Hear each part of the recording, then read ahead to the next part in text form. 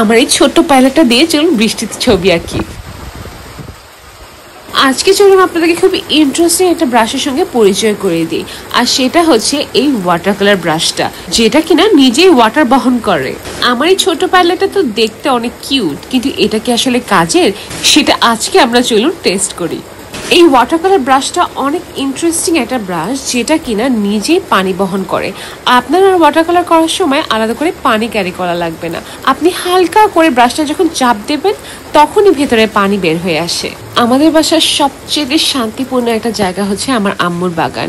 আমি যখন আমার আম্মুর বাগানে যাই, আমার আম্মুর বাগানের গাছগুলো দেখলে, আমার আম্মুর বাগানের ফুলগুলো দেখলে আমার এমনি মনটা ভালো লাগে। এই মুহূর্তটা জাস্ট ফিল করুন।